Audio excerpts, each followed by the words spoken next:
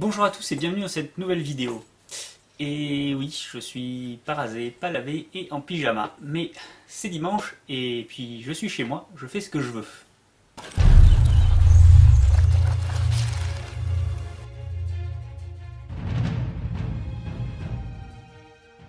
Si j'aime la SF, c'est bien sûr pour le voyage, le dépaysement, l'aventure et le divertissement. Mais aussi parce que c'est un genre qui permet, grâce au décalage offert par ce type de fiction, de réfléchir sur notre monde, sur la manière dont la société fonctionne, ses caractéristiques, ses travers et ses directions possibles. Et la SF permet ainsi, en changeant le contexte, en extrapolant, d'éclairer sous une autre lumière de nombreuses idées, et de questionner son lecteur. Et alors qu'une œuvre de SF réunit toutes ces caractéristiques, à savoir ce divertissement, ce vertige science-fictif et ces réflexions sociétales, on est pour moi dans ce cas-là de meilleur, dans la quintessence du genre. C'est très clairement dans cette catégorie que l'on peut sans conteste classer Shangri-La de Mathieu Bablé. Dans un futur pas si proche, l'humanité a finalement réussi à bousiller la planète et se voit réduite à plus ou moins 1 million d'habitants, vivant entassés dans une station spatiale en orbite autour de la Terre, sous la supervision bienveillante de Tianzhu. Tianzhu, c'est un peu le Google ou l'Apple du futur, qui est devenu omniscient, omnipotent et omniprésent à chaque instant de notre vie. Car c'est Tianzhu qui fournit le travail, Tianzhu qui fournit la nourriture, Tianzhu qui fournit l'endroit pour vivre, et surtout Tianzhu qui fournit le dernier TZ Phone à la mode. C'est dans ce monde où chacun a sa place et consomme allègrement sans se poser de questions qu'on va suivre Scott et son frère Virgile. Scott est heureux de son sort, il effectue des missions de contrôle sur des stations de recherche pour le compte de Tianzhu, et il n'est pas du genre à se poser de questions, même si ce qu'il découvre devient de plus en plus perturbant. Virgile, lui, c'est l'opposé.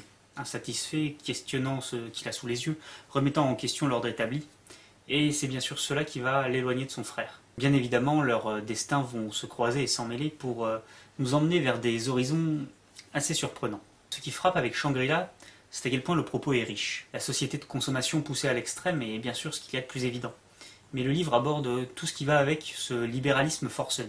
Il y a l'objectification du corps des femmes avec des pubs sexualisées utilisées pour vendre absolument tout et qui parsèment les couloirs de la station. La soumission douce par la consommation, l'exploitation animale à outrance, et qui donne d'ailleurs lieu à des scènes assez dures et violentes. Le racisme ainsi que la stigmatisation des minorités, ces dernières étant utilisées comme un leurre pour détourner l'attention de la population de ses vrais problèmes. Tous ces thèmes résonnent comme extrêmement actuels et font un parallèle tristement réussi avec les nombreux problèmes qui entachent nos sociétés contemporaines. Mais Shangri-La étant vraiment de la pure SF, elle aborde aussi des sujets qui relèvent purement du genre. Elle s'interroge ainsi sur les origines de l'humanité et son devenir, notamment par le biais de l'ingénierie génétique. Côté graphisme, là aussi c'est la claque. Les plans spatiaux sont proprement vertigineux et possèdent ce sens de l'émerveillement propre aux grandes œuvres de SF, tandis que les passages dans la station nous font ressentir la promiscuité des lieux, avec par moments des sensations proches de la claustrophobie. Le trait est très détaillé et chargé de plein d'éléments qui donnent une vraisemblance et une très belle cohérence à l'ensemble. Il peut y avoir un seul bémol, cela concernerait les visages humains, qui parfois ont tendance à se ressembler un peu, et peuvent entraver la lisibilité de certaines scènes. Mais c'est franchement un détail tant cette œuvre est réussie et incontournable. Voilà, c'est terminé pour aujourd'hui, j'espère que ça vous aura plu, si c'est le cas n'hésitez pas à mettre un pouce bleu, commenter, partager, vous abonner, ça fait toujours plaisir. En attendant, je vous dis bonne lecture et à la prochaine.